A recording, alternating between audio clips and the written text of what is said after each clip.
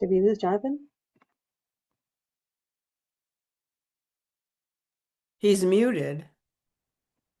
Maybe he stepped away for a quick sec. We'll give him a sec.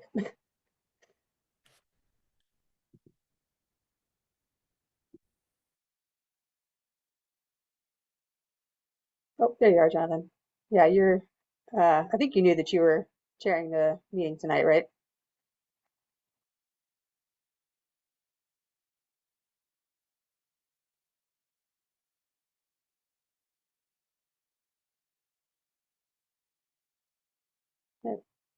Oh, you're unmuted for a second there.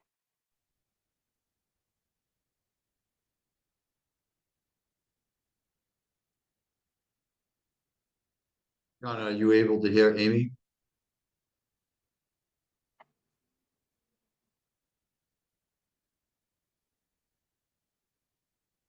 I don't think Amy, can you hear me? I can. I don't know if Okay. I think he's trying to unmute. I think. I don't think sound must be not coming through because. Jonathan, nod your head if you can hear me. Okay, so maybe that's not good. Anyone got his phone number? Text him. Yeah, right in the chat.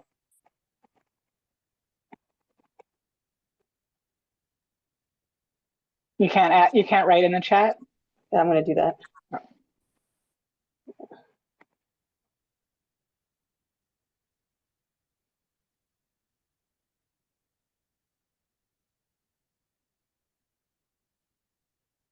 Oh, he does.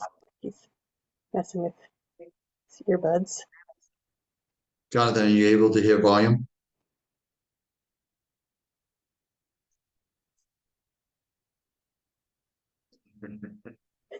No. Oh dear. Testing. 1, 2, 3.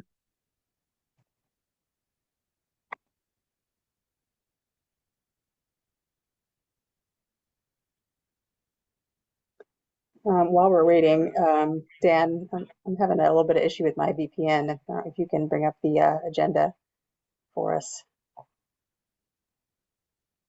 Oh, Sure. Jonathan said he is aware of the audio problems, so good.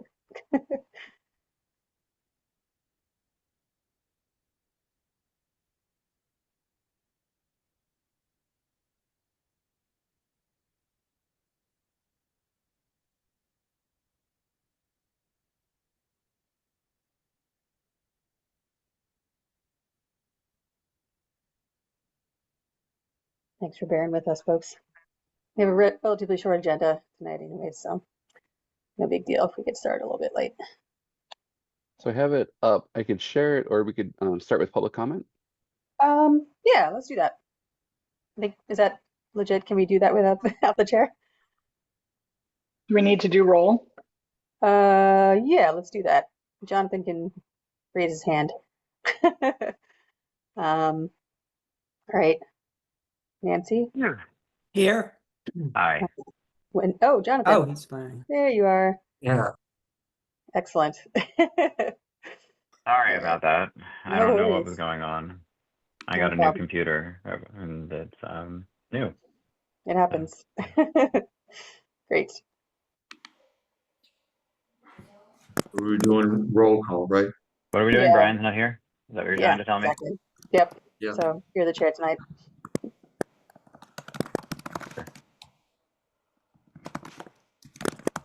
Okay. Nothing's happened since I've been not talking. Is that right? We started to do roll call, but we did not get very far. Okay. Let's continue doing that. Okay. So I think I got Nancy, Wendy.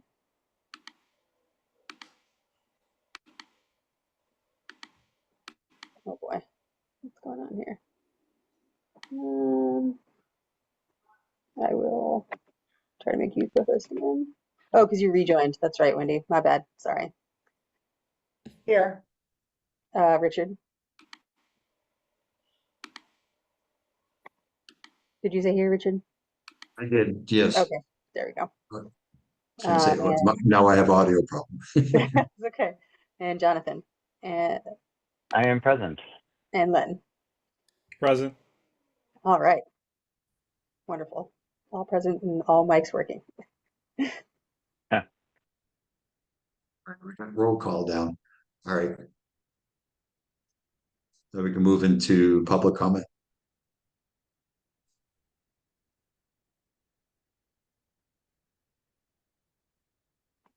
Please raise your hand if you would like to make a public comment for items not on the agenda.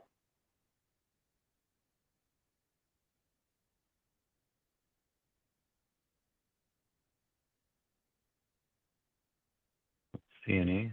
Don't see any now, so I think we can skip that. Okay. What's Moving next, to Dan? agenda item number 3. Thanks. Did you say there's a hand? I'm sorry. No, I just, for some reason, my VPN isn't working, so I can't open the agenda. I guess I could use it online. Never mind. Oh, agenda number 3 is the consent agenda, which only has the approval of last month's meeting minutes. So move. Anyone like to make any comments on the board about the minutes? I believe there was already some back and forth on that, so I think everyone should be in good shape, but give everyone a chance.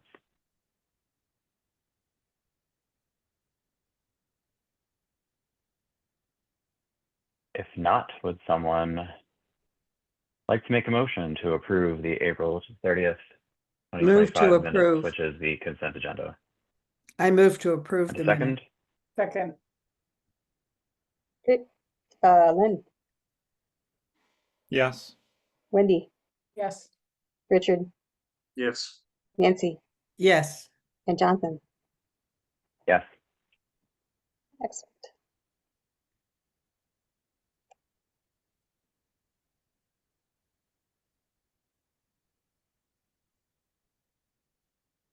All right. So that brings us to updates. Do any of the board members have an update?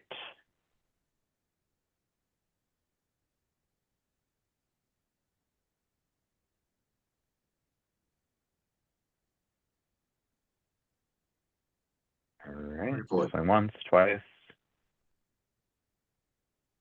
All right. And I thought I got an email that said that Dan would not be here, but he is. Well, I said he would be Or here. did I? Oh, he would be here. I misread that email. I'm having a great day.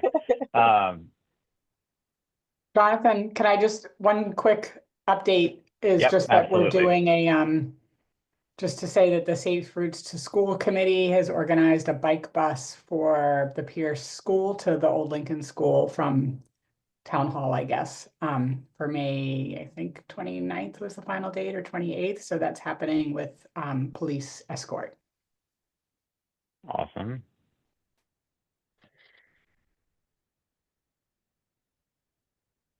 Okay.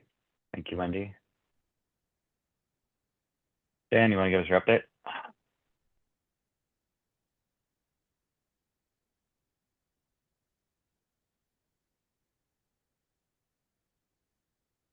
All right, I'm good. Yes, all right, DP, Director's Update, report. I'll just touch on a few. I'm sorry, this was a little tardy getting out. It didn't get out till today. I apologize. I tried to get out for Friday, but I just, apologies. But, you have it as a PDF, but I'll just give you a couple highlights. I guess we'll start the Vision Zero Committee and Action Plan. The report's complete and the resolution will be brought to the select board in June. An update on the pavement maintenance and preservation program. We've got milling complete on Pond Ave and Beacon Street, the center section. So they're continuing to work on structures and I don't have a paving date yet, but that'll happen sometime probably later in June, probably in June at some point. So that's going on. One thing I want to raise is we've added some water service line work. Water and sewer, DEP's asking that they do some water service work, so that's kind of been a little bit of a, we've added that to our program, and it may move around some of the roads that we choose to pave on the 5-year plan, based on the numbers. So we're working with Jay Hersey, Director of Water and Sewer, to figure out which streets and what roads are affected, and making sure that we get all that work done well ahead, so we can do the paving hopefully a year later. This year, we pushed it a little bit to get Russet Road done, so they were out there getting water service is done. But we're gonna reclaim that road, so that won't be as much of a problem as far as trenching across. But, so that's kind of something we're working through now to make sure we, have all our plans in place, but there may be some adjustment, to our 5-year plan. Let's see, the contract for improvements on Tully, Heath, South and Russet was awarded last night, so that I don't have a scheduled start date yet, but that's coming soon. And we also received our bids for the Lowell Road. That's a reclaim job, that's gonna be during the summer with Sumner. But that will be awarded at the next select board meeting. Design, we're still looking at Chestnut Hill Ave. We had a meeting on the May 8th and went over 4 alternatives. We're looking at hybrid, going through the comments, trying to make sure we come up with a good plan for that. So we're working on that, and we'll have some date, at some point soon, we'll have a future meeting held to go over that. Sidewalk work is scheduled to start in early July. We're looking to supplement, we have a 3-year sidewalk contract, but we're looking to supplement that and have a second one for after July 1st with the funding we're getting, for the next year. So we're excited about that because we're added to the list. I met with the Pet Advisory Committee and we were looking through the list. And again, a lot of it's partly related to us figuring out our hidden pest preservation plan, because our real goal, one of the big goals is to save money to do the sidewalks a year ahead. And get all that done ahead, and then we can come through and do the remaining work. So that's that, and I guess the last thing I'll say about paving and such is patching and cracks on the roads have been made, so that work will start soon. One thing Amy's super excited about and working hard on it for a long time is the new traffic calming program. Had a very successful meeting. Met with the residents and we're looking at traffic calming Beaconsfield, Buckminster, Clark, Clinton and Tappan. And so there was an hour and a half of public comment, and staff, Amy, and they plan to bring the plan to T-board next month for construction this summer. So that's a very successful, happy to get that going. Let's see, Bridle, Beacon Street Bridle Path continues, working closely with the MBTA to make sure we take care of any conflicts, take care of the transition period, and try to make that as smooth as possible. So that work is ongoing. I don't know, I think we may have been awarded, or may have been assigned, or soon to be assigned, a project number for that to get into the Tip University. So hopefully that's coming soon. Let's see, the last one I'll mention is electric vehicle charging. I sent Brian a note with a link, but basically DPW is a recipient of a Mass Clean Energy on-street electric vehicle charging solutions grant program. So basically we can have up to 3 sites in Brookline with 4 to 10 level 2 charging ports per site. So there's as part of the climate action resiliency plan, there's a section in the survey that looks for suggestions about where to put these. So I encourage you, you'll come from Brian or staff and send it out as well. But we'll get that to you and certainly share that with anybody who's interested, who may be wanting a site, and get the survey, get into the survey and make their thoughts known about that. That's the highlights. If there's any other questions, the report's there, and feel free to reach out if you have any questions about it, or if you have any questions now, it's great. Thanks. I have 3, but I will let Richard go first, and then I'll ask mine at the end.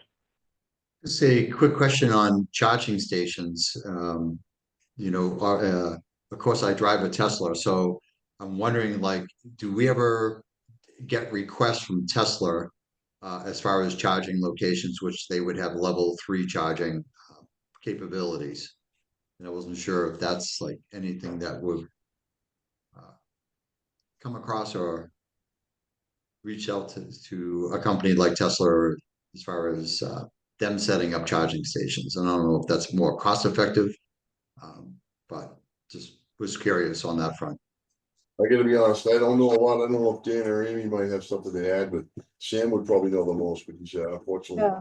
He's not making- Sam's never mentioned working with Tesla, so I don't think so. I think that they wanted to do something that was not proprietary, that was work for basically every other vehicle. But yeah, Sam would definitely know a lot more about that. Because now I understand, like, all the cars that are now being produced are having a Tesla charge port. Oh. Yeah, like I had a Volvo that was charging at a Tesla, and there was a Volkswagen also.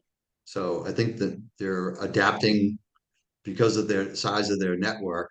They're now making their ports the same as Tesla. Very interesting. Okay. I will pass that along to him. Anybody else?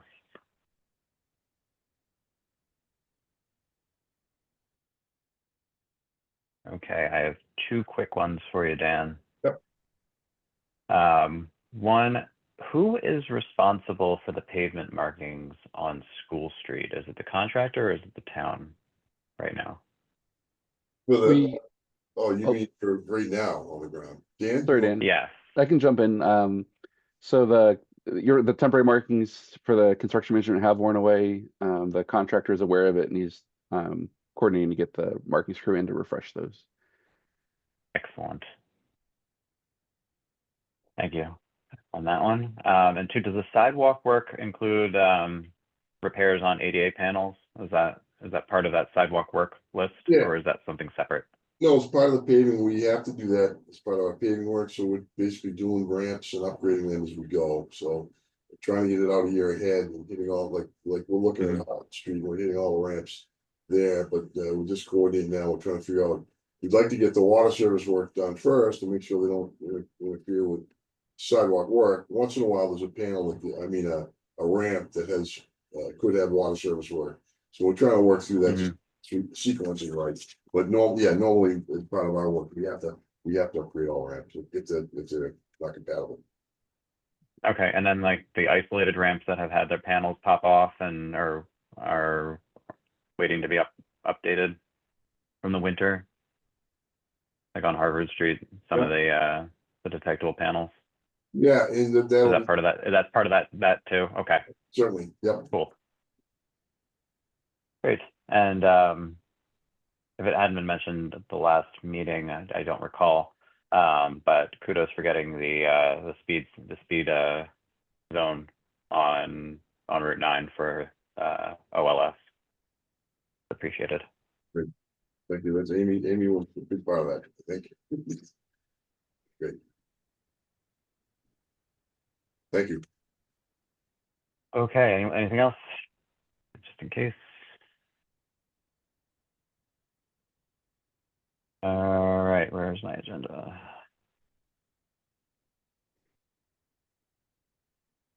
Not the agenda. This is the agenda. Okay, into discussion and action. So 5A is discussion and action on the town of Brookline Economic Development Division's wayfinding plan, preservation and grant application, and authorizing the chair, or the vice chair in this case, to write a letter of support on behalf of the board. Who is this one? Is it? We've got Jessica DeRoy from the Economic Development team to speak on this one. Good evening, everyone. As Amy just said, I'm Jessica DeRoy. I am an economic development and long-term planner for the town. Just here to ask for the board's support in submitting a grant application to the state to get funding to complete or to develop a wayfinding plan. I'll provide a little bit of context, but the real purpose of this is because of your background of being focus on the multi-mobility and the navigation around town and your authority over the traffic rules and regulations in terms of moving forward with this, as it will be a collaboration between economic development and transportation. As we get through this slide deck, you'll see a lot of it is based off of the recently completed Coolidge Corner parking study. So the grant itself is through the state Community One Stop for Growth, specifically the Massachusetts Downtown Initiative Grant Program. It's a state assigned consultant that we are awarded. The monetary amount is $30,000. We don't see that funding necessarily. The state pays it directly to the consultant on our behalf. And it is like we get to choose the consultant that we work with. However, it's assigned by the state, so we work within their boundaries. There's no bids or RFPs or any of those typical processes that we have to go through in this case because the grant is the consultant. And this is just for the planning phase. Implementation will be done later, likely in 2027, potentially 2028, depending. This will be separate from the complete streets wayfinding processes, as that will be specific to that project, whereas this will be focused on the commercial areas and town-wide generally. The scope of work, this is taken from the existing plans that have been done with the state already, so it is within the realm of reason in terms of what we can expect from the consultant as we move forward. It's going to encompass all modes of transit. Like I said, you'll see that the slide deck is very vehicular motivated, but that's just because of the specific parking study recommendations incorporated. So we're going to have an inventory of the existing wayfinding signage and the various landmarks town-wide, whether that's the historic sites, the parks and playgrounds, hospitals, schools, municipal buildings, and anywhere else that people would want to be traveling to specifically in Brookline. We already have some new town branding, so that's already complete. And that's typically one of the big focuses of these types of plans. So rather than doing the town branding, we're going to focus on the commercial area branding, which will give them a unique but unified signifier. As you enter those different commercial areas, you'll know that you just walked into Coolidge Corner or Brookline Village or Washington Square. And everything will have the cohesive town branding sign it or brand on it. But that's just already completed. So we'll focus some of the consultants' time on the commercial area branding. We'll have a full community engagement phase. It'll happen throughout the entire process, but we'll be heavily focused or concentrated at the beginning just to get people's feedback as to the primary locations that they think it's needed. If there are different areas where they want to see more or less signage and wayfinding materials. Other boards and committees have mentioned the visual clutter. That is something we're trying to address, but we're not taking a full inventory of every sign in town because that's just well beyond the scope of work for just the $30,000 that they're working on. But as we inventory those existing signs for wayfinding, if we see that visual clutter, we'll certainly notate where those things are and see how we can kind of consolidate those a little bit better. We'll identify the gaps and that visual clutter. Determine fonts, colors, and materials. So that'll be part of that community engagement, is really talking through different color schemes and things. Typically it's a color block design, designating the different types of locations, both visually as well as in the written form. That way people can very easily figure out that to the left is the historic sites, to the right's the municipal building, or the left's the municipal buildings. And then we'll have prepared location maps and location guidelines. And this will be both for static signage as well as digital, which we'll talk a little bit more about. In terms of the timeline, the grant is due this June, will be awarded in October, November, if we're lucky enough to do so. In January is when we'll sign the contract with the consultant and really initiate the project. February and March, because this is 8 months, but it's anywhere from 8 to 12. We can make it as long as we want, but this is just based off of the prior plans and their timeframes. So February would be the assessment for them to go around and do that signage overview. And March to May would be that community stakeholder outreach, potentially bringing that into June so we can incorporate the farmers market and those other pop-up events that typically happen towards the nicer months of the year. June, July, August would be the sign typologies and signage options, and August would be the final wayfinding package, again with the potential of expanding it out into September so we can use Brookline Day as one more final push for that community engagement to really launch the plan.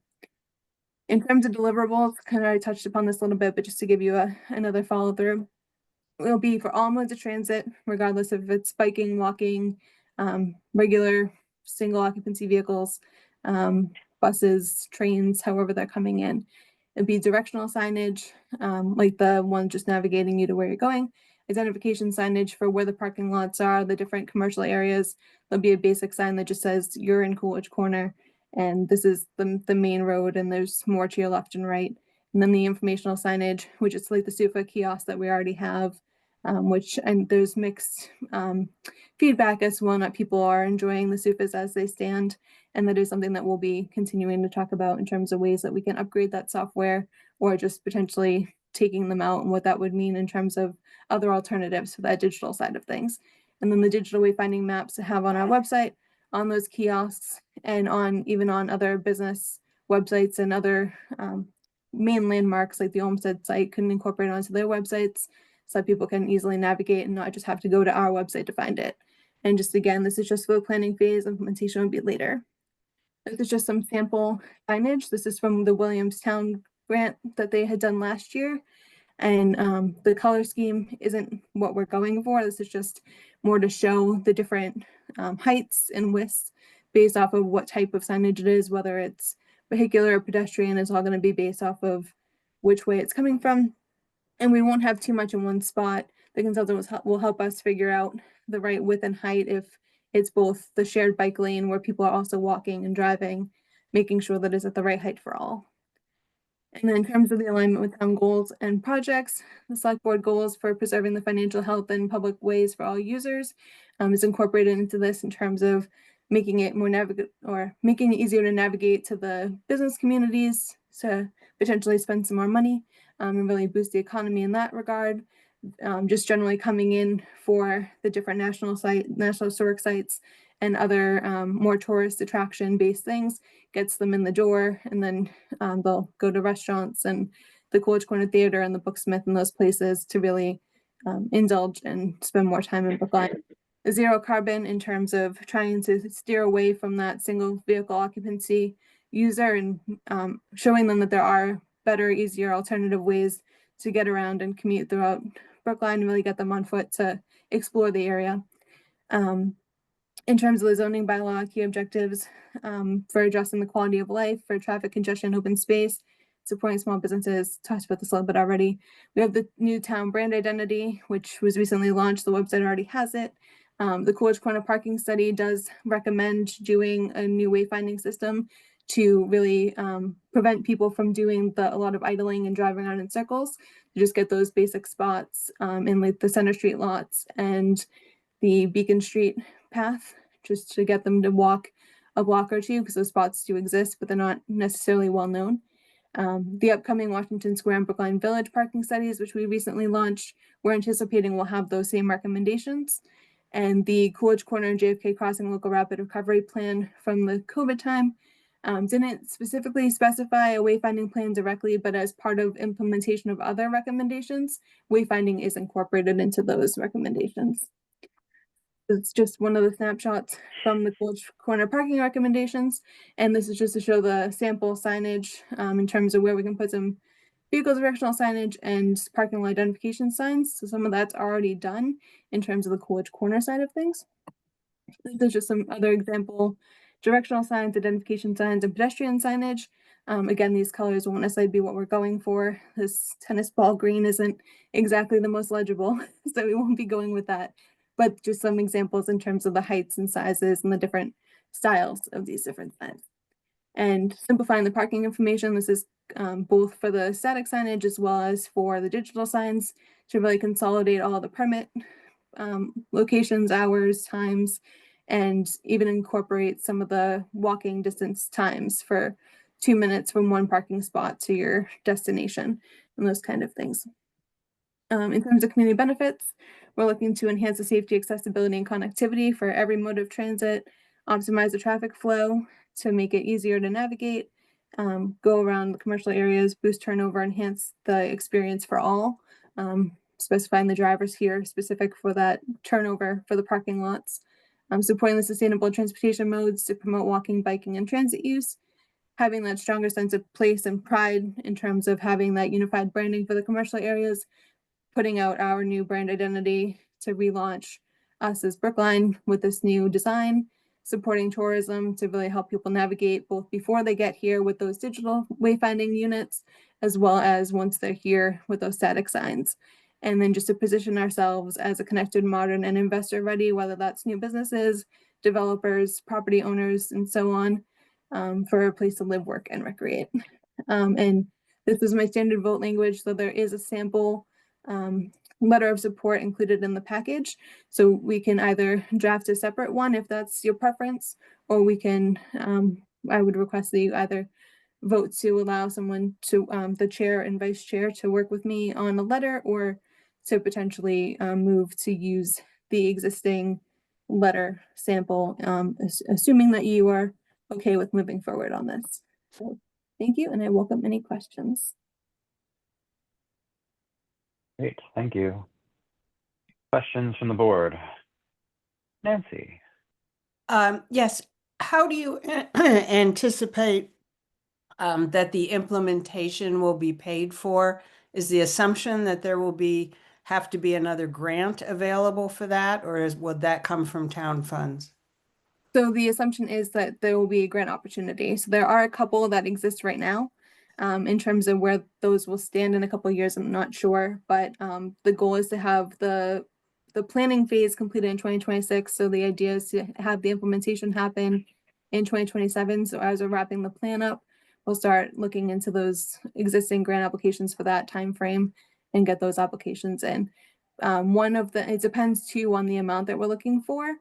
Depending on how much static signage versus technological signage we're doing, it can range anywhere from 50,000 to 300,000, depending on what we're trying to do. And there's a couple different grants that are within that range. Some require matches, which could come directly from the town, or it could come from another grant match. So there's opportunities to do more than one grant or do a town and grant match.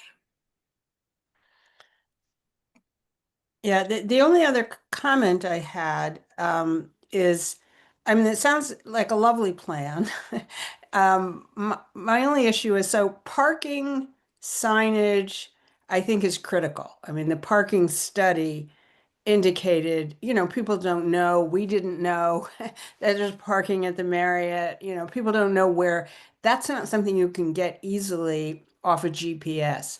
Most of the other stuff, I think significant number of people find their way through a GPS. So if you're driving and you know where you're going, you just put in Brookline Town Hall or whatever, and you're gonna, it's gonna take you there. You don't really need all this signage. And you can do that for pedestrians too, which isn't to say that there aren't, a significant number of people who don't want to use the GPS or who walking would just prefer to see the signs. So I think it would be nice to have.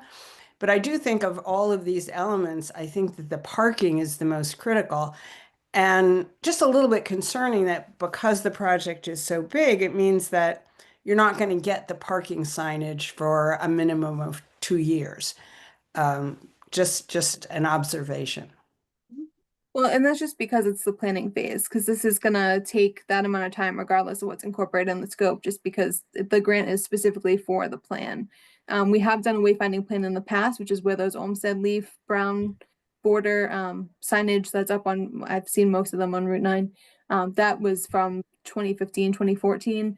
So we have done this in the past, but now that we have these new studies moving forward and think a lot has happened in that time frame, and we have the new branding, it's the parking will be a big focus, because this really is motivated by both the rapid recovery plan as well as the parking study recommendations.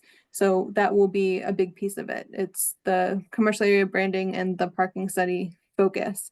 So the commercial areas are really going to be the hub of this this planning, with the intention of it being a town-wide plan, because it's $30,000, so it's not going to go very far to do like a true full inventory of every sign in town, which is why I'm calling it more of a commercial area focus, because they'll do similar to what they did with the Coolidge Corner parking study, where they show us that Center Street lot signage already, and then we'll be able to kind of bubble it out town-wide in terms of putting out signage. But those parking areas will be a key portion, since we are focusing on those commercial areas.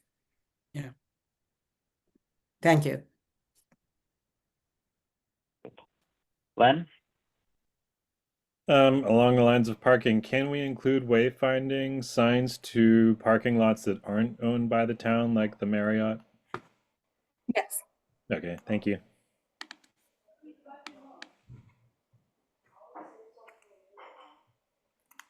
That was short and sweet, Len. Richard? We're talking about town-wide, but is there the potential for testing it like in the Coolidge Corner area, actually seeing an example before we kind of go town-wide, for example? It's kind of like looking at what the signs do we have now, and then what is it going to look like in like somehow I get a vision of like all these banners and everything, and it's just, are we gonna, do more harm than good as far as over information or just the decor of the landscape? So just a thought. Yeah, absolutely. And that's something we will certainly consider doing, is a small rollout to get us going. And that will certainly be something that we'll ask as part of the community engagement phase, and just making sure that it is realistic. And of course, based off of what grants are available too, when it comes time to do the implementation, it may be that it may only be possible to do a smaller rollout to begin with. But that is certainly something on the table. Thank you. Wendy, Two quick questions. One, how does, I'm just curious how the cost of the digital signs compares to the traditional non-digital signs. Typically, they're a bit more expensive, depending on really how fancy we're going with the signage. If we're just doing the standard color block with our logo that already exists, it tends to be a bit more inexpensive, especially when you're doing a bulk order, versus whether or not it's the purchase of the physical, like if we were buying another SUFA kiosk or another kiosk like that, if we're buying the physical digital, or if we're just buying the software, it varies in price. But it tends to be more now that the software is the more expensive piece than the kiosk itself, just because you're investing in it for so long. But it all depends on which type of things we're doing and how many of each. Are we talking like thousands of dollars difference, tens of thousands? I'd say I'm trying to remind myself of all the numbers I was looking at in terms of making sure I get this right. So apologies if I'm getting it wrong, and I can send more information later. I want to say it's probably $10,000 plus difference in terms of the two different Per ones. location, per sign. Yeah. Mm-hmm.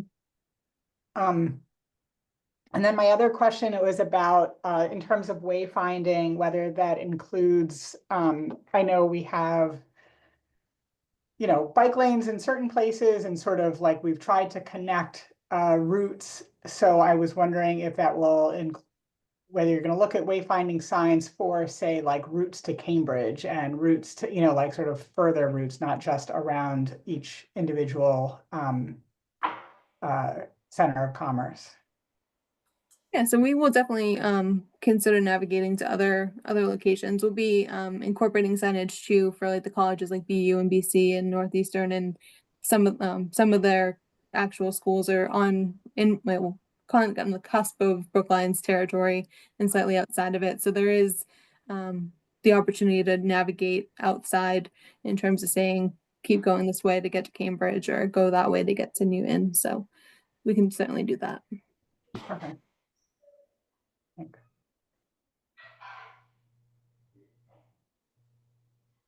anybody else? Great. I have one question for you, and then I'll open it up to the public. Can you just describe, Jessica, how the public outreach will go? Asking largely because we on the transportation board have witnessed a number of public processes in various different forms, and obviously Brookline is a very engaged community. So I want to understand how this will go, who's going to get involved, to what level, whether it's neighborhoods, or if there's going to be people off committees, or both, or if it's if there's going to be businesses involved, how that public outreach is going to work. So the goal is to involve everybody, whether they're residents, visitors, family, relatives of folks that live here, employees, anybody. And the goal is to do in-person and virtual workshops, go to community events that people are already going to, reaching out to different organizations to help us with outreach, to groups of folks that we don't typically get a chance to speak with. We have a very broad group of languages that are spoken. There's 6 primary non-English speaking languages within town. We are trying to navigate ways to provide written materials to provide to folks. to really get the word out that way as well, to make sure that everybody is inclusively involved. And then if we do expand the timeline out to June, attending the farmers market and those kind of things to really get into the community and working with the businesses to do surveys. So we'll do the standard survey mix to get started on, and then probably again towards the end, depending on how long we push this out with all the in-person and virtual workshops in between, to really try to make sure that we're getting as many people involved as possible. Okay, great. Thank you. All right. Public comment. Are there any hands up at all? If you'd like to make a comment, now is your chance. You can raise your hand. Mr. Trevette. Thank you, Jonathan, and members of the Transportation Board. David Trevette, Chair of the Pedestrian Advisory Committee.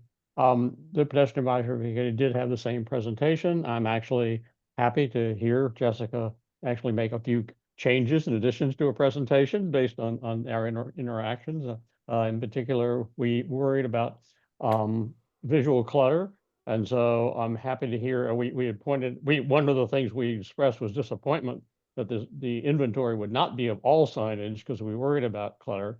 And so so she has come back and said a more focused on a greater focus on commercial areas where it's more feasible to look at all the signs in those particular areas.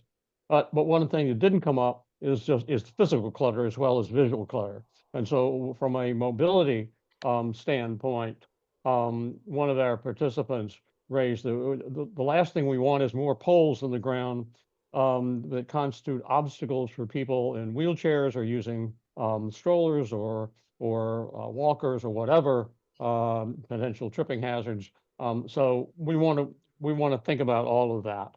And we in general are supportive of one of the other things that didn't come up, and this is sort of responding to something about that Nancy said. It's one of the things we think is that people sometimes don't realize how close their destination is to where they are. And if they looked how long if in their GPS to see how long it would take them to walk there, they may find that out. But many people don't look for that. If they assume that their primary mode is driving, then they'll look for the driving times and may totally miss the fact that there's a walking time. And if they happen to pass by a sign that reminds them that something really is only 5 minutes walking away, maybe they'll walk some more. So that's something that is a potential benefit of this. So anyway, so our committee did vote to authorize me to provide a memo of support. I have done an initial draft. I haven't run that by Jessica yet, but I will do that shortly, as well as a couple of other members of the committee to be sure that I'm capturing the sense of the committee and the points that were raised in our discussion as well.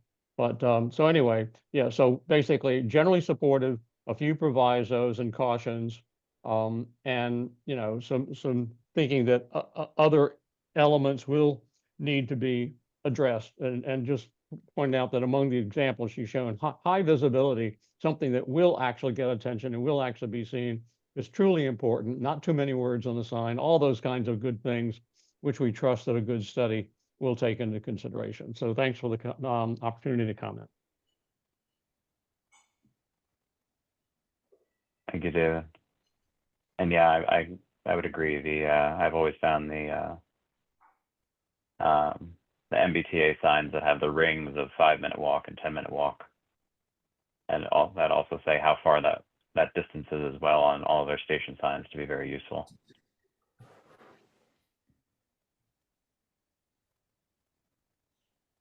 Richard, I'll come back to you in a second. I just wanted to make sure that there's no other public comment.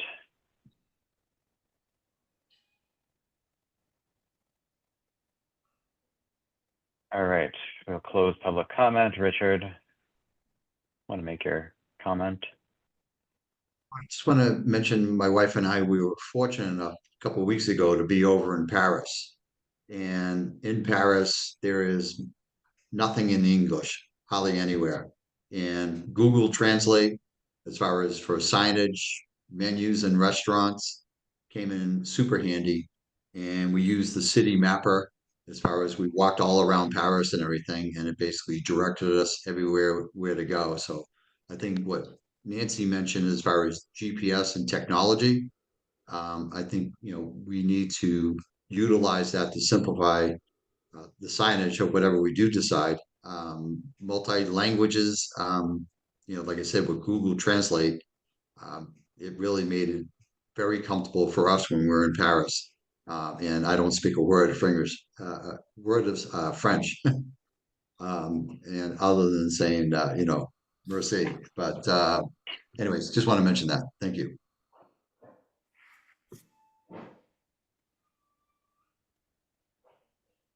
Okay. Any other comments from the board?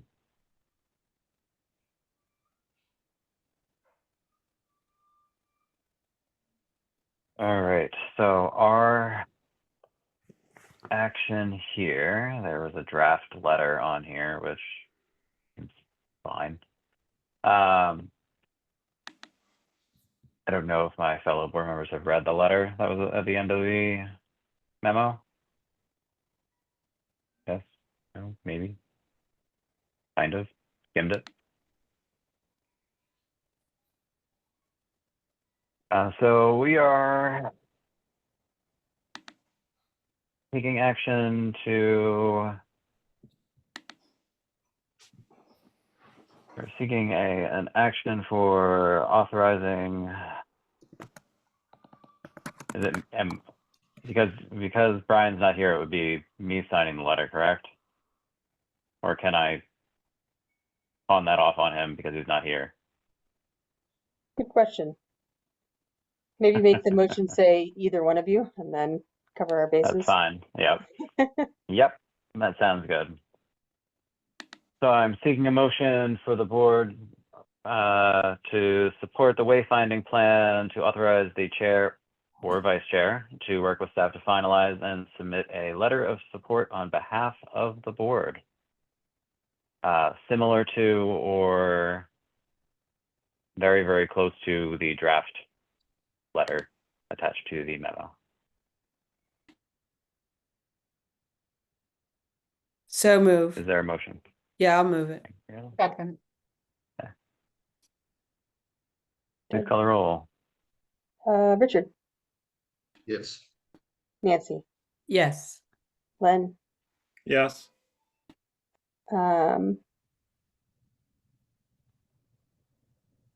wait, it's all jumping around, sorry. And Jonathan, Yes. like everyone? No. No, Wait, yes. who did I not say? Who did I miss? I'm sorry. Me, Wendy, but that's okay. Oh, my bad, sorry, Wendy. The names were all jumping around and I lost my place. Okay, so that is 5-0. So I look forward or not to working on that. And we'll Thank see. you very much. Thank you. Good luck. Thanks.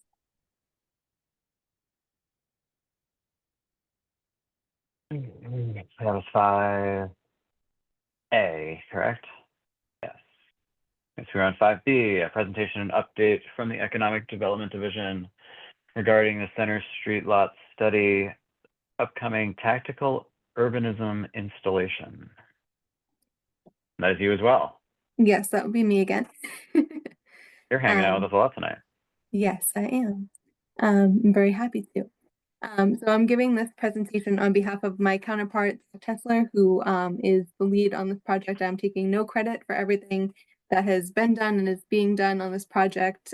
He has done a fantastic job as we move forward, and he's lucky enough to be on vacation. So I am here in his stead, given that I was here for the prior presentation. So just to give you a brief update as to where the project stands and the upcoming activation that we'll be doing in the Center Street lot. The exploratory study was kicked off a couple months ago in partnership with the select board appointed Center Street Lots Committee and the Economic Development Department or Division to when the committee is charged to work with the staff and consultants to determine how the lots currently serve the community and to explore ways the lots could better serve and benefit the community in the future. So this isn't to do anything right away. This is just to explore various options. Sorry. The Center Street lots themselves, everyone's very familiar with this area, but it's 2.48 acres and 198 parking spaces for the combined two areas. The Center Street Lot East, which is primarily where people park, is 151 of those spaces. There have been many prior planning efforts towards this process and a lot of different conversations over the last few decades regarding how to improve the area and optimize the space. And we're using the study to evaluate the lots from a broader perspective while also taking into consideration some of the prior findings. The most recent one, of course, being the Coolidge Corner Parking and Curb Use Plan, which is one of the two projects that are most recent that emphasized looking at other uses for spaces such as this. And it was also included in the 2021 Coolidge Corner JFK Local Rapid Recovery Plan too, as something to look at in terms of how we can better use our space. In terms of the scheduling, we did the kickoff in January to March. In March to May, we did our initial survey, which I'll talk about a little bit more later. Right now, we're in the testing it out phase, which is where this tactical urbanism intervention comes into play. After that, we'll be developing options for the area, selecting the preferred options through some more community outreach and engagement, doing the modeling and analysis, and then the final report and presentation at the end of the year. The activation we're looking to, or that we will be doing throughout June, is in partnership with Eisenberg Projects, who is the sub-consultant for our primary consultant, which is Spec Dempsey, who's located here in Brookline, actually right off of the Center Street lot. Sorry, I have my notes and I lost my spot. The proposed location for the intervention is right outside of the Coolidge Corner Theater entrance. So right in these 4 little spaces right here, and I have a better zoomed in photo that I'll show you soon, but this little orange arrow here on the left of the Coolidge Corner building is that main alleyway to Harvard Street. And then this other on the bottom is the Beacon Way alleyway, go to the Beacon Street side next to Party Favors. This is a zoomed in showing of exactly where these parking spaces are. It was identified with the help of the consulting team, transportation and the transportation division to really minimize the safety concerns in terms of using the parking lot as a activation site for this parklet. So the proposed parklet is being activated in collaboration with DPW, both the transportation and parks and open space divisions. The barriers that are protecting, it'll be filled in a bit more than in this image. We'll have the standard Jersey barriers on the sides, but to beautify it a little bit more, we'll be using those concrete larger planters that are just as heavy as the Jersey barriers, but add to that plant aesthetic that we're going for in terms of activation. The scaffolding is going to be erected for the vertical gardens. So we'll have hanging plants going all the way up. There will be a planting day for the community to really be involved in getting this set up and seeing what we're doing. And when it's time to take the parklet down, a couple of weeks from when it's activated, there'll be an adoption day. So people can actually come and take home the plants that we're using on site.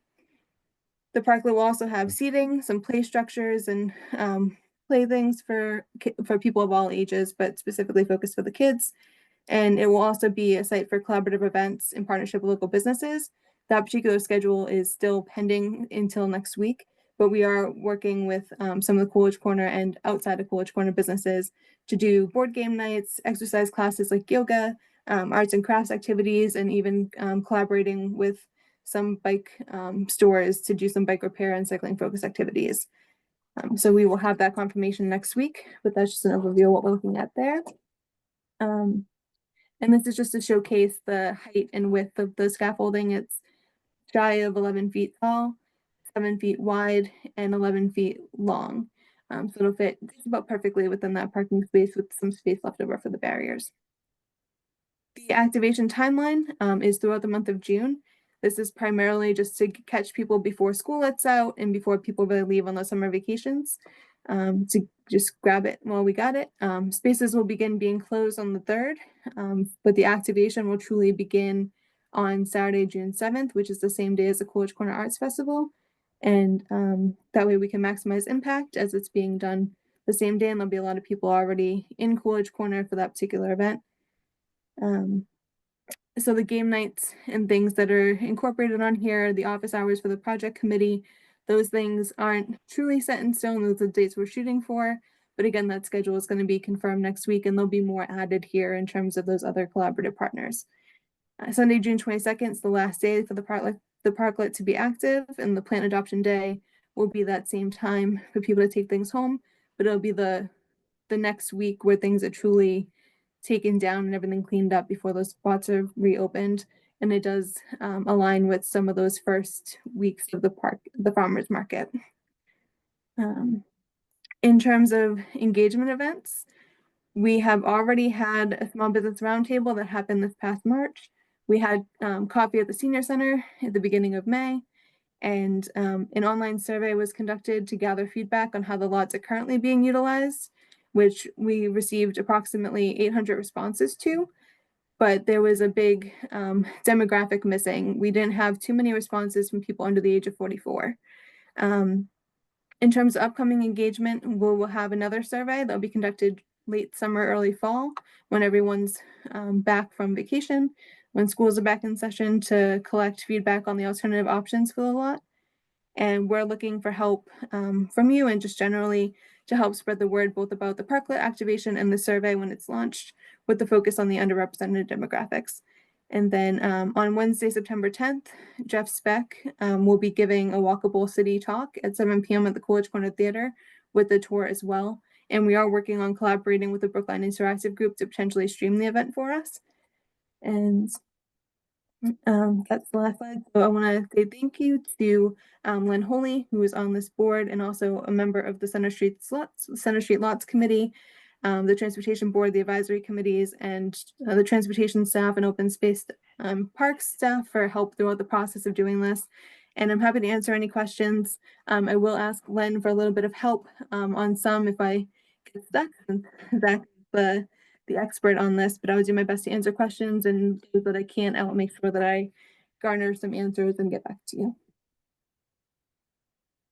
Thank you again, Jessica. Give you a sec to take a breath, grab a drink of water. All right. Okay. In that case, Nancy.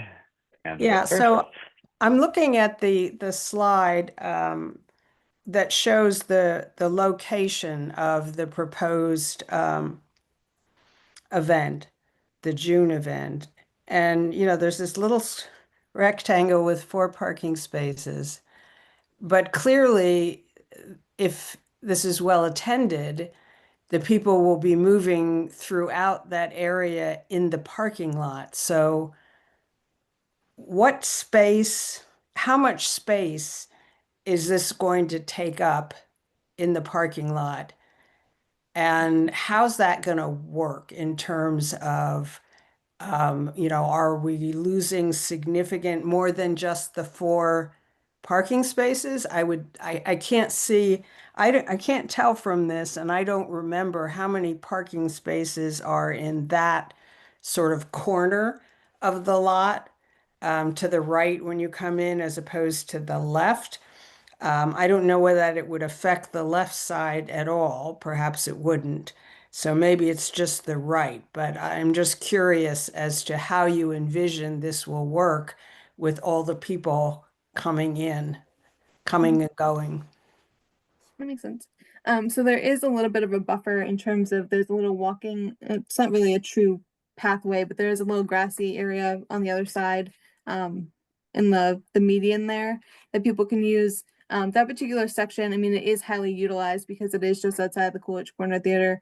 In terms of the amount of use we're expecting it to get, I'm not sure how many people we're really anticipating attending these various events. And I think the hope is the collaborative schedule will allow multiple opportunities for the same types of things so that there won't be as much congestion in those locations. The spots do look relatively small in this sense, but I want to say we were averaging maybe 10 people per parking space. And the edges will, of course, have the Jersey barriers and things, so there will be even some more limited space there. But I think it'll really be a trial and error situation to get us started, just because we don't really know how many people are going to be involved.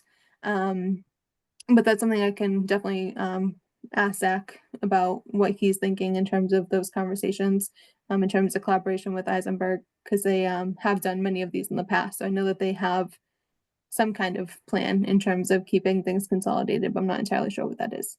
And have the merchants been consulted? Yes. And aware they're of the okay, they're application. on board? Yep, Okay. quite a few of them are involved in some of this, some of the plans for those game nights and things, but they are aware that this is going on.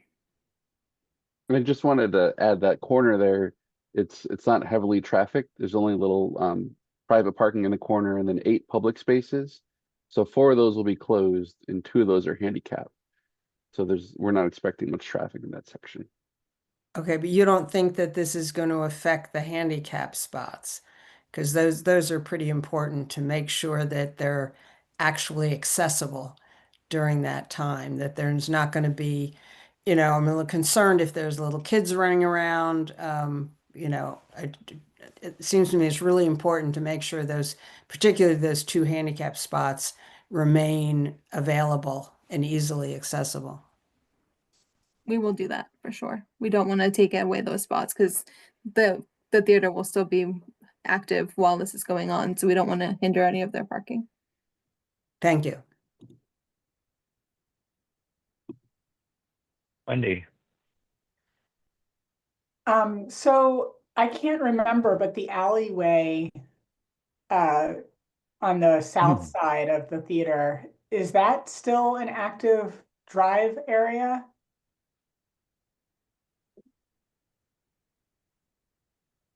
I want to say it's a one-way driving area, but most people don't use it because I believe, and Dan, correct me if I'm wrong, that this is supposed to just be specific to the business owners or the proprietors. I'm not sure that the public is supposed to be using that little alleyway. It's very narrow. Yeah, But it is one way, and I don't think it's heavily trafficked. But it is usable. I mean, it seems like that should not be open when this is happening. If people are driving through and past the parklets that are, I mean, if they're just set up for like sitting and having food, but if there's like an exercise class or a game night or something, it seems, I don't know. I mean, it's very tight there. And I know it's not often used, but I mean, I've definitely driven through there. I imagine other people do eventually, I mean, occasionally. So that's one concern. And then my other question is just why there's one spot left between the handicap and the parklet. Why leave that?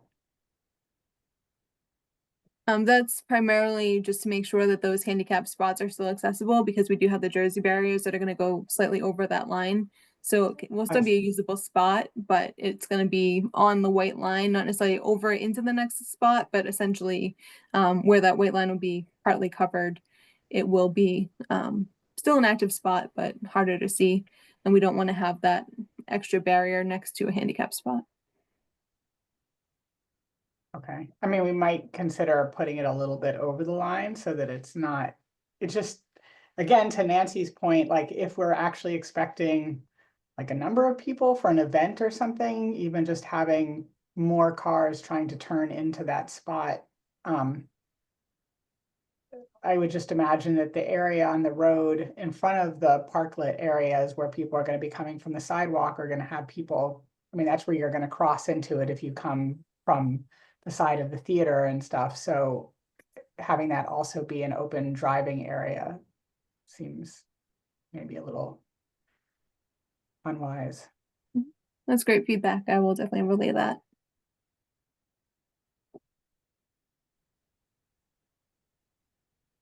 Any other comments from the board?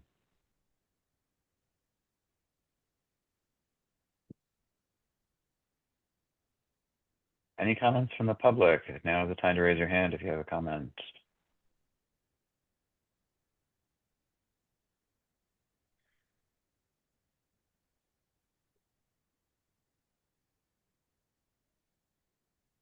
Great, I'm seeing none.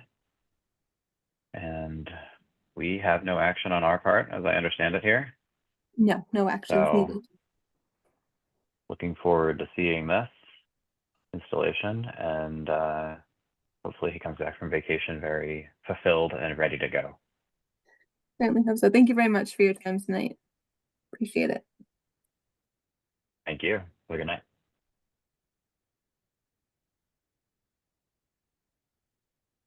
All right, so that was A and B, and now we are on C.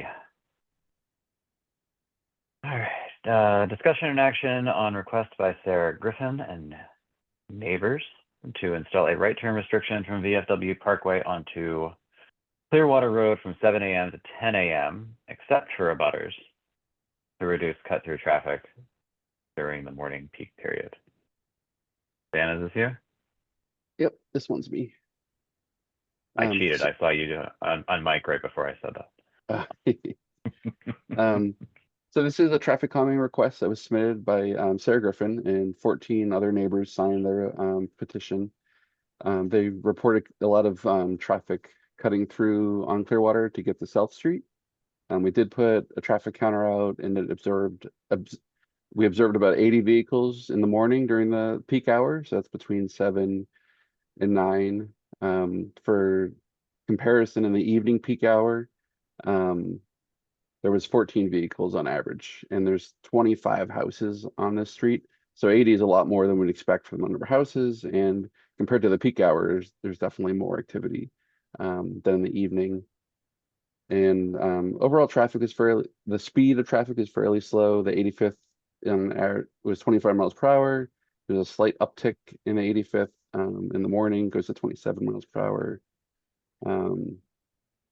So the recommendation from staff based on the traffic counts and the request from the neighbors is no right turn in the morning peak hours from 7 a.m. to 10 a.m. Monday through Friday, except for the abutters on the road. This would allow people to live there and deliveries and visitors to turn right, but other people would not be allowed.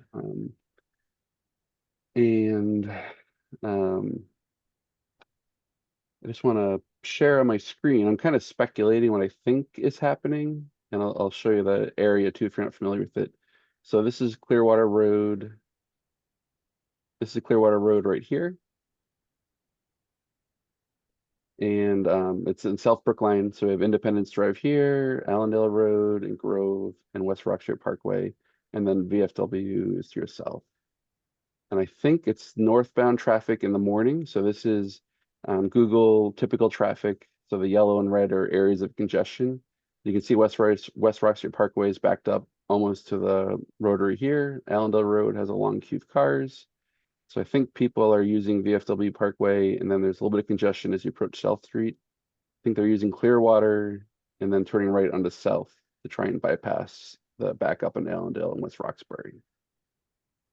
And then I believe a few of the neighbors are here to speak on the issue as well when you're ready to open it up to the public. And that is the overview. I'm here to answer any questions if you have them.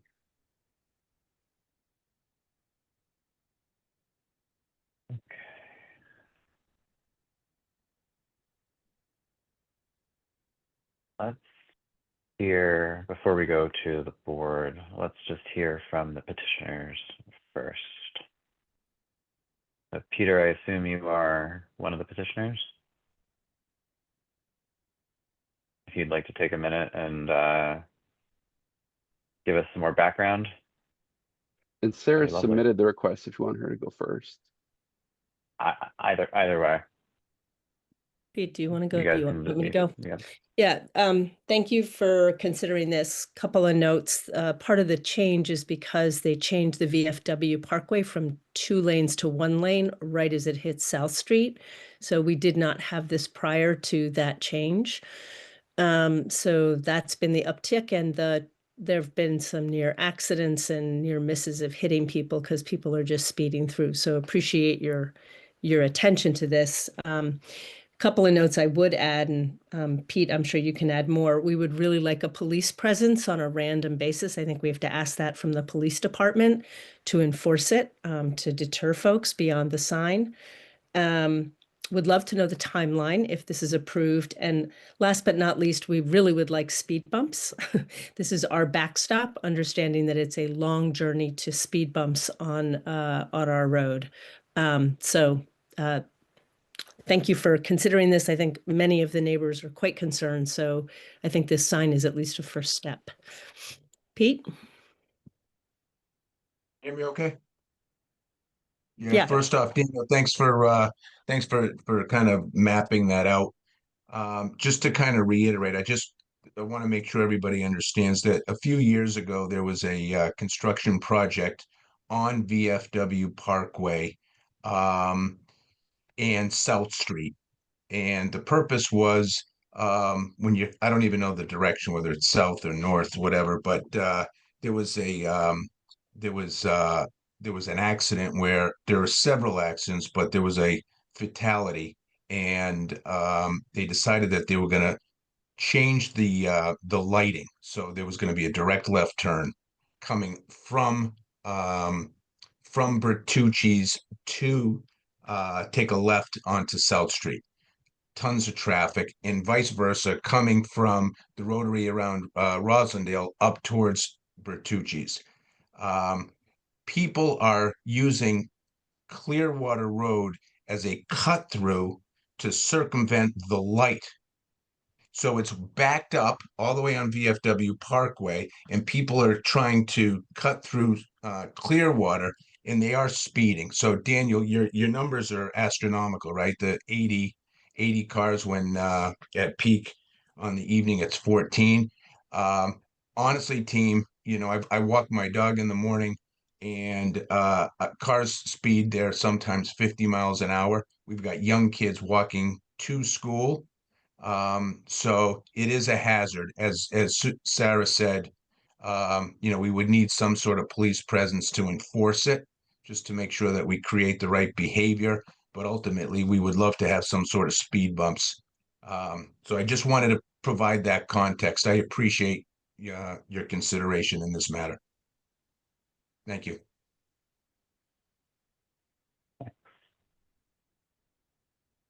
Okay.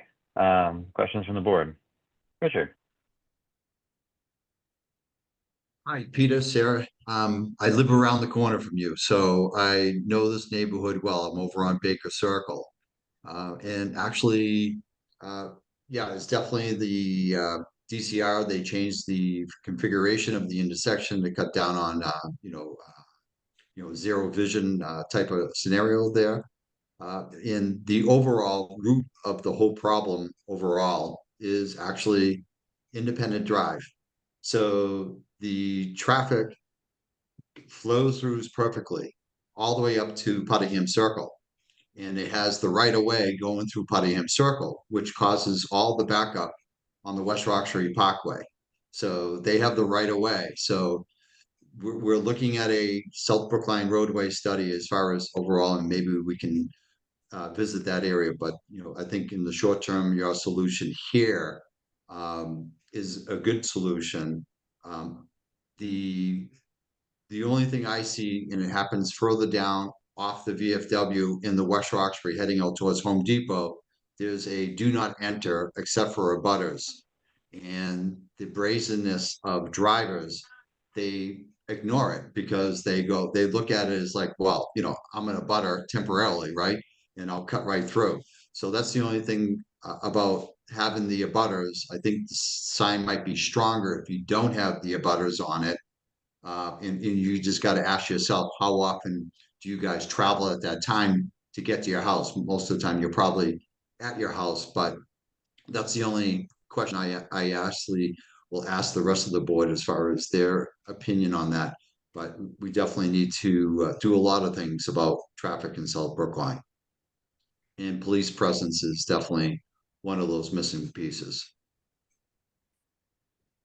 Thank you. Yeah, I was going to ask the same question about that, so we'll come back to that when we circle back around after public comment. Does anyone else from the board? Sarah, I will come to you in a second. Just want to see if anyone else from the board has any comment.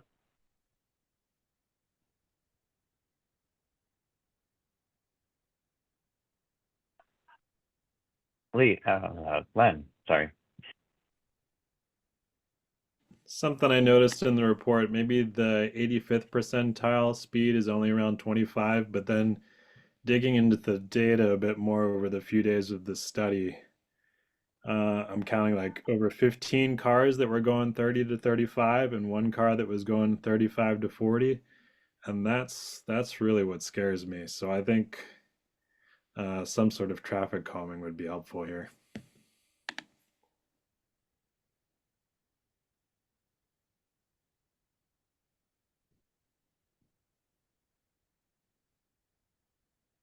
Yeah, Yeah, was we'll, anything we'll with that related to? Yeah, go ahead. we'll add the Clearwater to our streets that have traffic calming requests. There's only so many we can do per year. We're trying to cluster them together. This year, we're doing around Tappan Street and Buckminster. But we'll prioritize and look at the data for all the streets that have requests on it and work on it in future years. But we'll add it to the list. And then the question about timeline, if it's approved tonight, which I think it will be, there's a 21-day appeal period. And then from there, it normally takes highway about a few weeks to get out there and put the sign in. And if they have to order it, it takes a little longer, but probably a month to 2 months.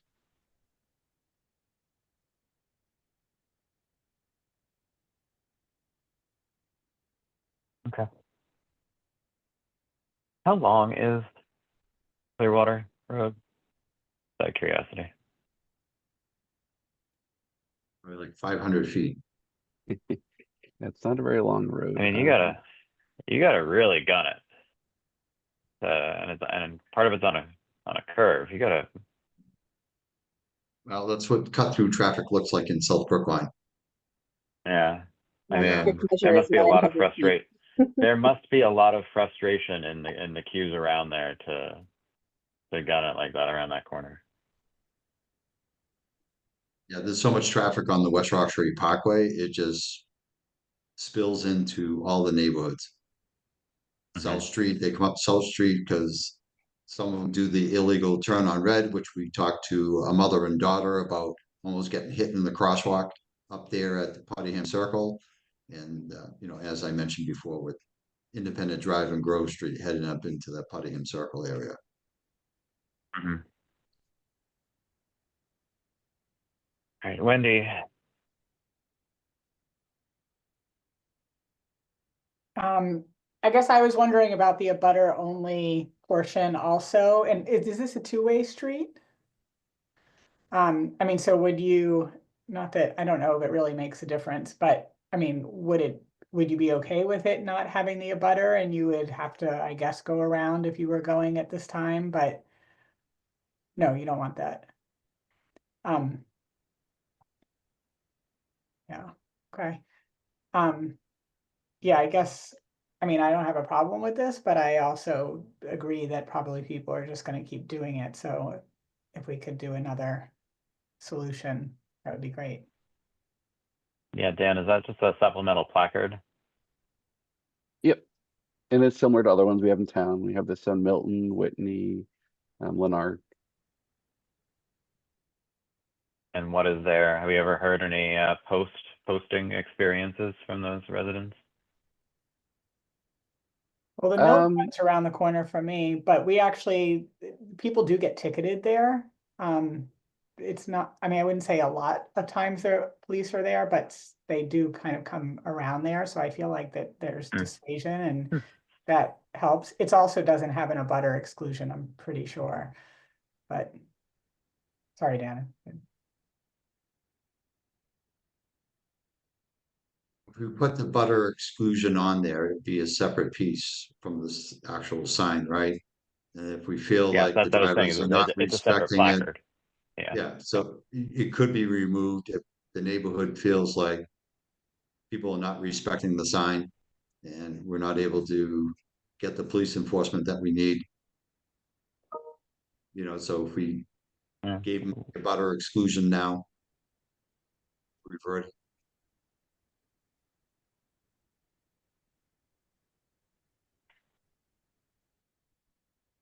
Nancy. Yeah, I'm just wondering, it sounds like there's a little bit of a kind of whack-a-mole going on here. You made a change in one place and that resulted in the traffic, the cut through on Clearwater. You want to stop this cut through on Clearwater. The backups are very significant. It sounds like people are going to find something else. And so, I mean, is there any sense of where, what's going to happen next? And, is this really, this may solve the problem for Clearwater, but is it just going to create a problem somewhere else? I would say it wouldn't, because after, between that whole roadway, the only access through South Brookline is the West Roxbury Parkway or South Street. Between that traffic light and the West Roxbury Parkway, you have to go all the way to the Faulkner to go down Allendale Road to get any other access as far as working in another direction. So the holdup is at the new traffic configuration at South Street and the VFW. I think once you get beyond that, they're trying to get through Puttingham Circle. That's where everything leads there.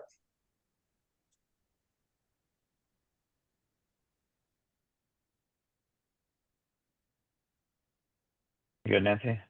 Yeah. Any other questions from the board on this?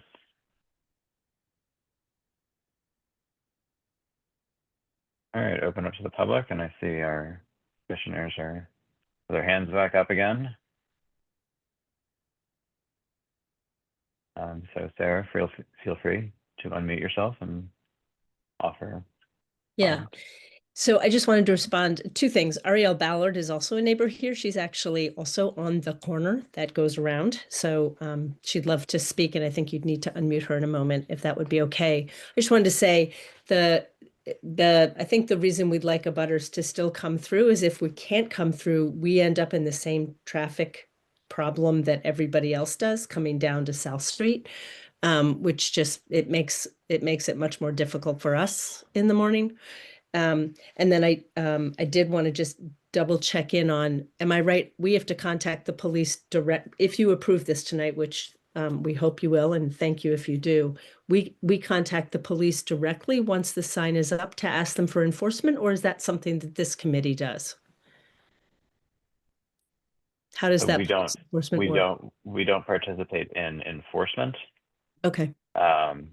Should you have regular non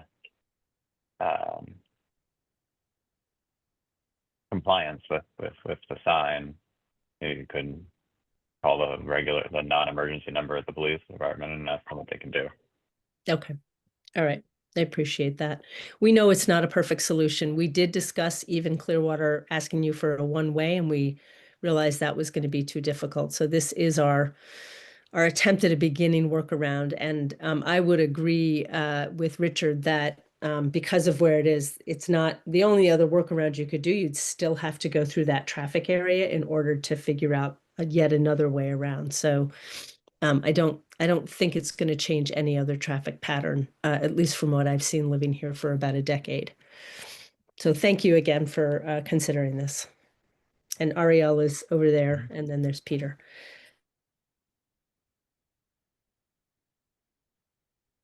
I'm sorry, I'm not sure what you. I don't see a hand up for Ariel.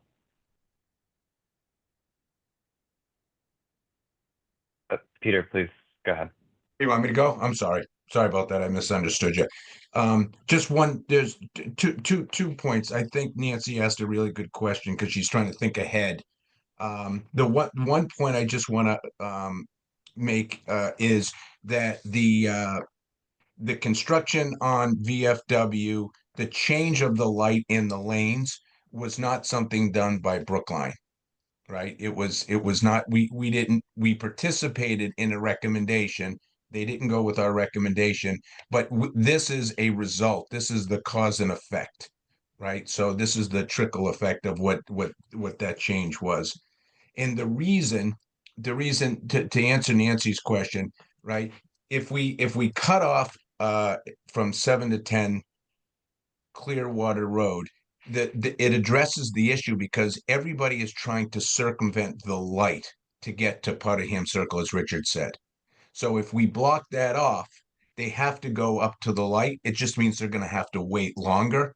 There's not another right that they can take. So to answer your question, Nancy, which I think is thinking ahead is probably the right approach. It would just alleviate pressure on Clearwater. It would certainly force the drivers to be more patient to wait for that light. Thank you. Thank you. Yeah, so thank you. I was having some trouble getting off mute there, but to Oh, reiterate. there you are. Hi. Hey, hi. Please, go So ahead. Ariel Ballard, 50 Clearwater Road. So to support everything that Thank Pete you. and Sarah are saying, you know, I have definitely, you know, I'm a dog walker too, definitely been almost hit a number of times. I would also like to reiterate, it's the same people. You know, as I'm out there every day pretty much at the same time, I can see the same people. What happens is there's a very slight incline at the beginning, kind of at that curve. And so people are, you know, accelerating and then they hit the curve and then they just kind of zoom off down the rest of Clearwater. And it is, and you know, there has, you know, one of my neighbors across the street witnessed a child almost getting hit on a bicycle. So, you know, we do appreciate the board considering this, hearing this tonight. And we do feel like this is a first step towards trying to get this resolved.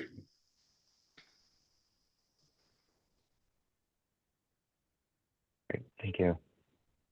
Any other public comment?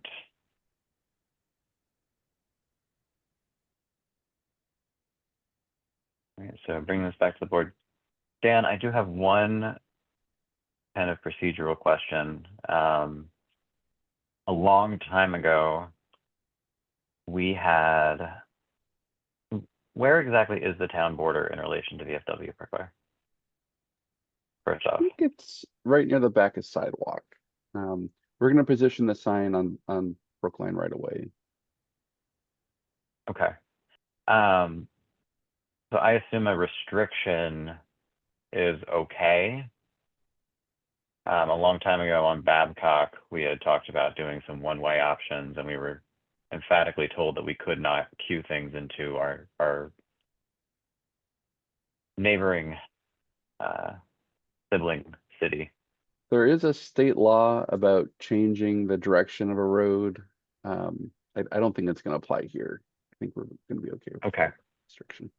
I just want to make sure we're not doing this all for naught and we're going to get our hands slapped and then we'll be back here again talking about other stuff. So if you can just confirm that at some point before we implement it. Yes, I think appreciate we it. have a good contact at DCR we can check with. Great. Okay, so with that procedural thing, if there are, oh, Richard, you have one more comment. No, just looking at Google Maps, it looks like the land would be just inside Brookline. It's like really right at the line. But the entrance to the street is by what Google Map has. It's we would be able to put our restriction in place and shouldn't have a problem with DCR.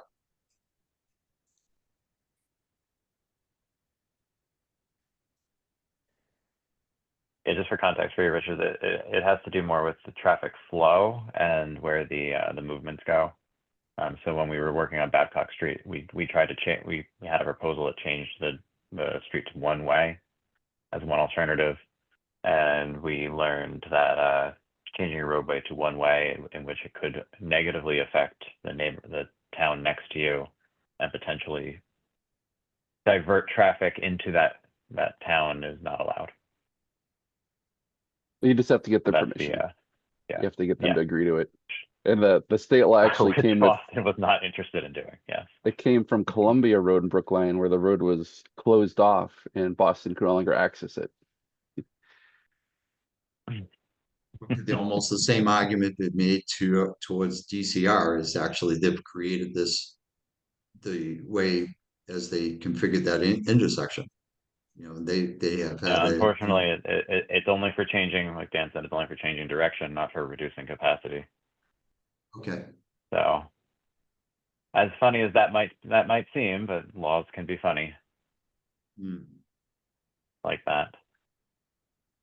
All written with very careful or not so careful words, depending on the law. Okay, so bringing this back, we had talked about the abutter placard a bunch. I think everyone agrees that we don't want to see a ton of turns here going down a local roadway when they should be on VFW Parkway. The question is it really, you know, is that abutter sign really easy to enforce?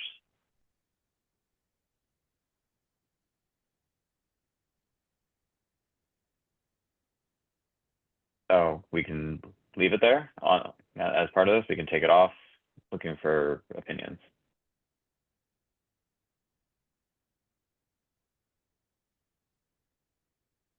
I thought that by putting it on there, it gives the opportunity to test it.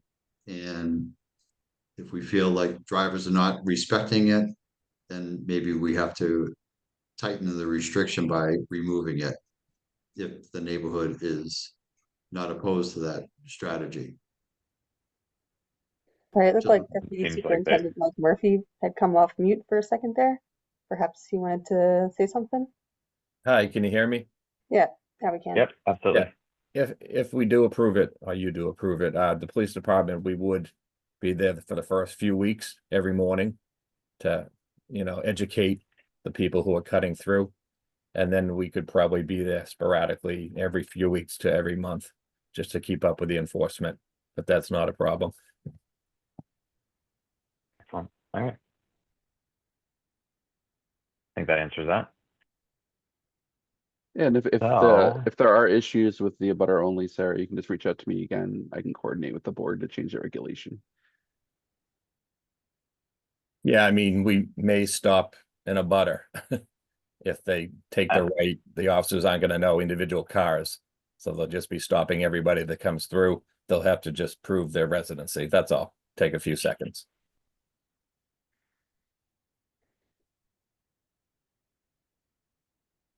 Wonderful. So in that case, I don't see a reason we can't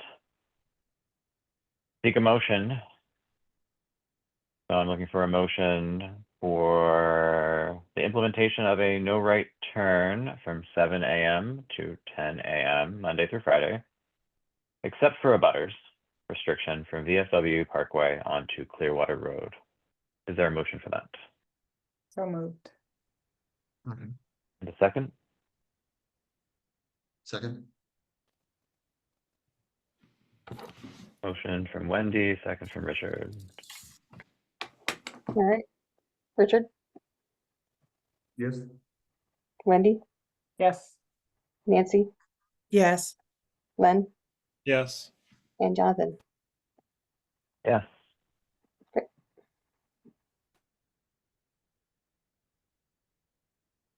Five oh. One. All right.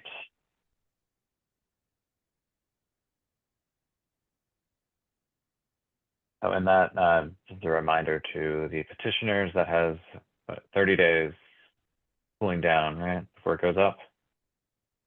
Yep, 21-day appeal period, and then we'll coordinate with highway to get the sign installed. Great.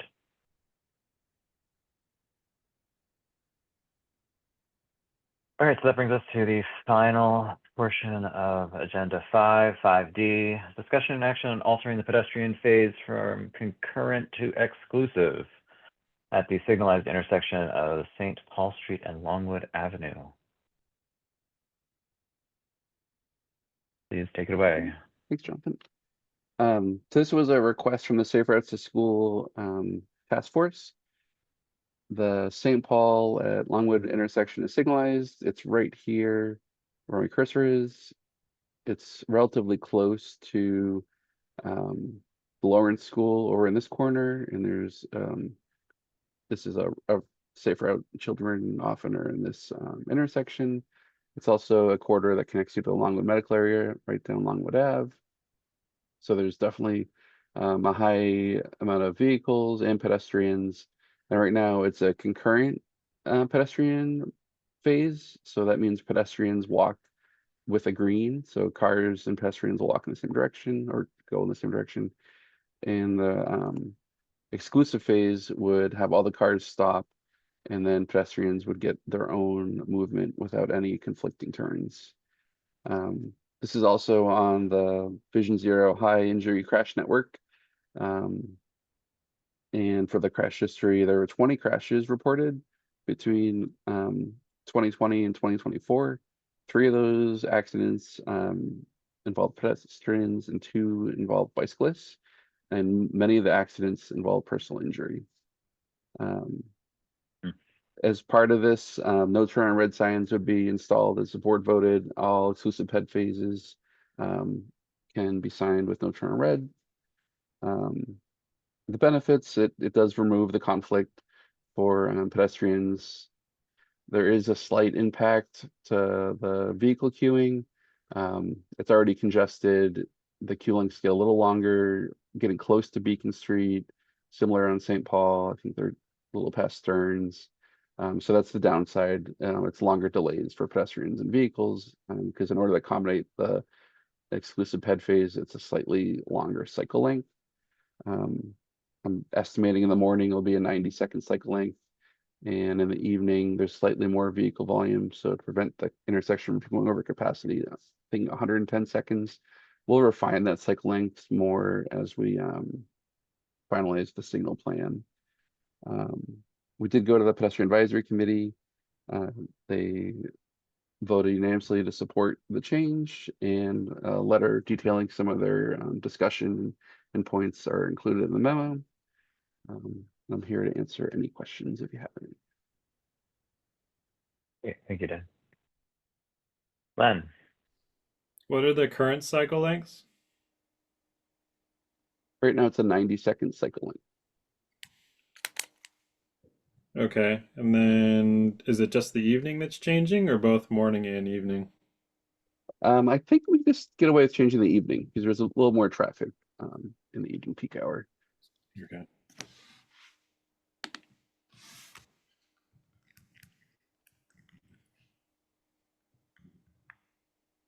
Richard. Is the by only pushing the button, or is it part of the cycle? Right now, most intersections, actually all intersections that are signalized north of Route 9 and east of Chestnut Hill Ave have the recall on. That was a vote the Transportation Board had taken a few years back to increase pedestrian access. So this will be on recall. The ped phase will come up every time. Right, so I'm new, so what does that mean? Yep. So by default, because of the area it is in town, the recall will be on. So you won't have to hit the button. The buttons are still there. So if you are visually impaired, you'll hear the locator tone. You can hit the button, and then it will alert you that the ped phase is on. But you won't have to hit that button in order to get the phase to come on. It will come on automatically.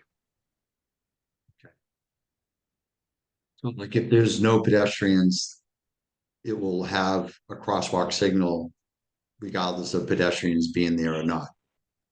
It does, and that's similar to all the intersections right now in North Brookline.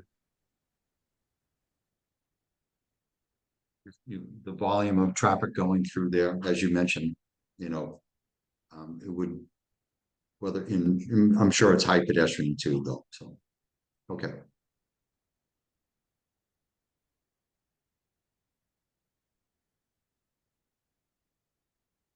All set, Richard? All set. Thank you. Okay, thank you. Len. Some intersections have both a concurrent phase and then an exclusive phase. What are your thoughts on those? I think it works if there aren't a lot of turning vehicles. And here, I think the problem is there are turning vehicles in each direction. So I don't know if there's a good time for concurrent to be on. I think exclusive here is better to just eliminate that conflict. Okay, thank you.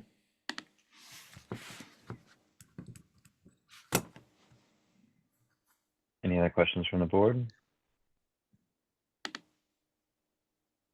Dan, I have 2 questions before I turn over to the public here. One, and I don't really know how or if you could calculate this without doing a lot of survey effort. But the sidewalks there are, at least on a few of the corners, are fairly narrow.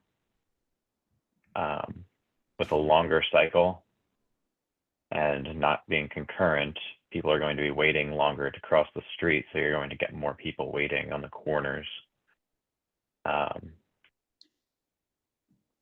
Is it going to get really crowded on these corners?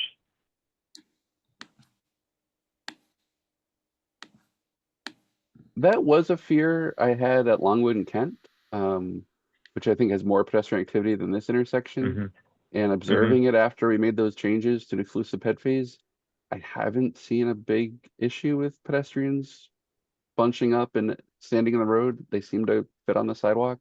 So I don't think there'll be a problem at this intersection based on what Okay. happened at Longwood and Kent. Do you think that's partially from just people crossing when they feel comfortable during in concurrence with the movement that's going, or is it just people are, it's just not as bad as we thought, as it might seem it might be? Yeah, I think they just arrive spread out over time. They're not all clumping together. Okay. And then my other questions related, will it just be a timing change to the intersection, or will there be any accessible upgrades to the corners as part of this change? This one's just going to be timing, but we are, when St. Paul does come up for construction or paving work, we do plan on fixing those wheelchair ramps. I know they're apex right now and they don't have technical panels. But it's not part of this project, but it's on our radar to get fixed. Okay. Okay, and if queuing does occur down to Stearns, I suppose we could put a do not block the box down there or something. Or is it worth putting something like that now? Can we do that now as part of this, or would that have to be advertised?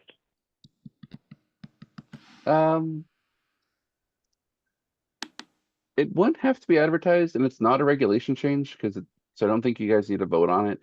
If we see an issue out there, we can add the signs. It's already a state law. Vehicles shouldn't be blocking the intersection.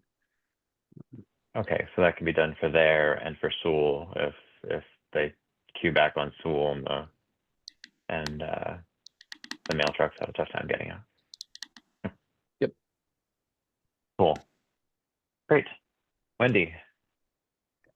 What's the, I know this is probably standard, but what's the pedestrian crossing time?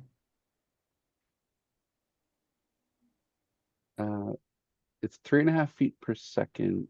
And I think at this intersection, I'm just pulling up my diagram here. Does that take the diagonal into account? It doesn't. So if you cross diagonal, you do need to move a little quicker. But 3.5 is slow. That's like the slower end of pedestrian movements. Most people walking are going to be going quicker than that. The old standard was 4.5. So it looks like, Although this is near school, so there's going to be little kids and strollers. I just wonder if it can be done on the pedestrian, since you're extending the car time and people will be queuing. I wonder if, is it able to be done on the on the diagonal? we could look at it. The diagonal looks like it's what, 10 feet longer? Yeah. Yeah, we could I mean, look, we could look at it. just observing and seeing. Yeah.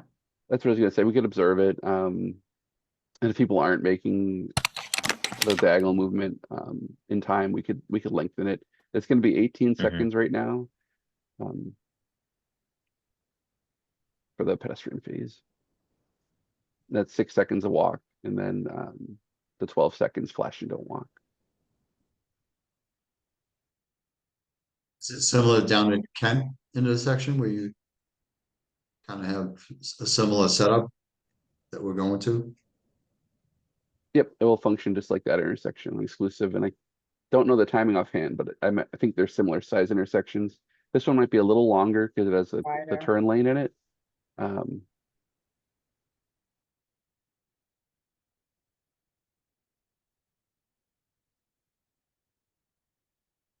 Okay. Pat's getting Len. you. Can you talk about no right turn on red signs for this intersection? Yep, so for the exclusive phase, the board had voted that all those intersections in town can get signed for no turn on red. So we'll install them at this intersection for the new change. We're still rolling them out town-wide, but that is something you voted on in the past. Okay, thank you.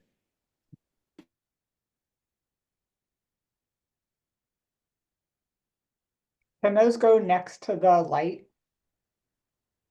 I know often they're at the corner by the crosswalk, I mean, by the pedestrian, light, but will they go on the traffic light?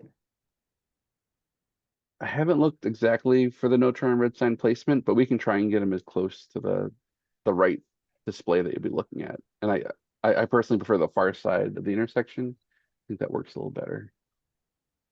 The right on red after stopping sign is perpendicular on the traffic light, so it's probably where you want it, Wendy. So it's across the intersection on the traffic The light. one that's there right now? Yeah, if you looked at, I'm looking at it on Oh, Google okay. Maps. Oh, so it's a side traffic light. It's not an overhead. I can remember. Yeah, Okay. yes. As long as it's near the light where drivers are looking. Yeah, it's actually right at the height of the crosswalk pedestrian signal.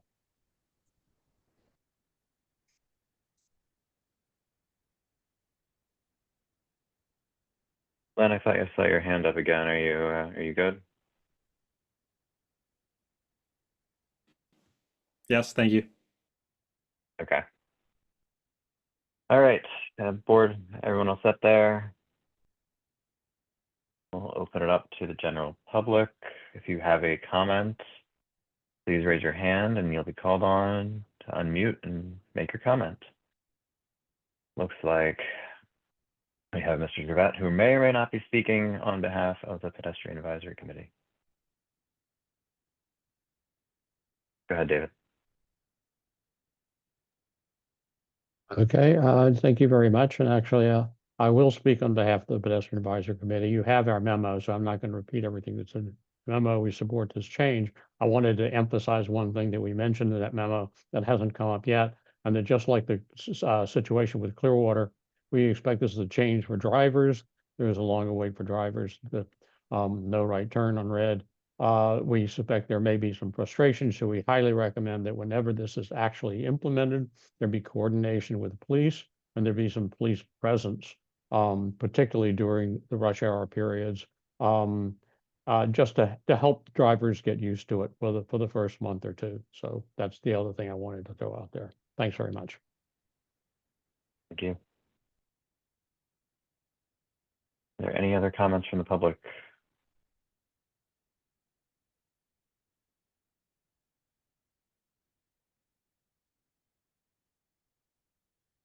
Okay, bringing this back to the board. Any final words from anyone?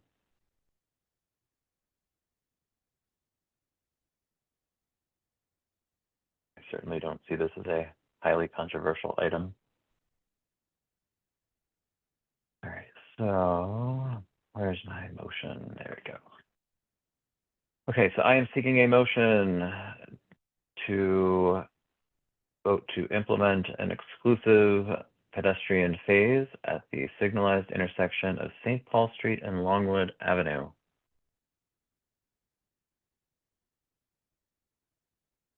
So move. Moved by Nancy, Second. second by Len. Please call the roll. Len, Yes. Richard, Yes. Nancy, Yes. Wendy, Yes. and Jonathan. Yeah. We are Great. 5-0 there. That is one I look forward to seeing implemented.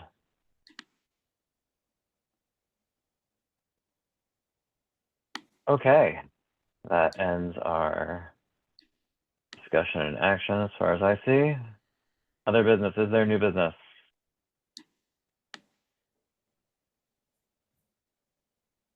When is our next meeting, Amy or Dan?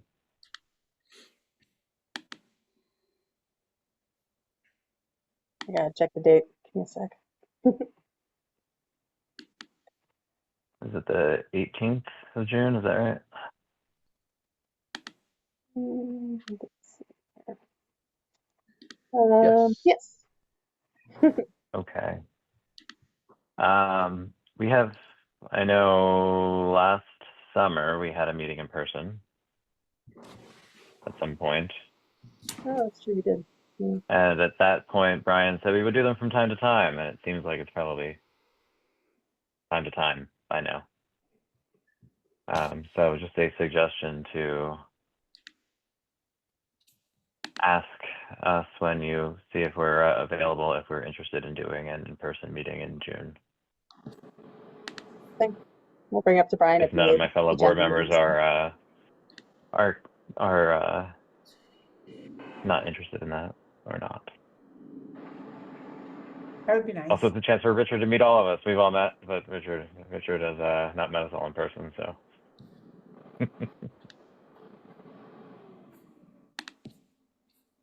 And then Brian can take us out for drinks afterwards.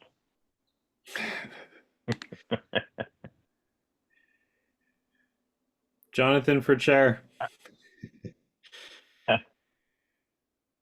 Not on your life. All right, if that's it for new business, can I hear a motion to adjourn? So moved.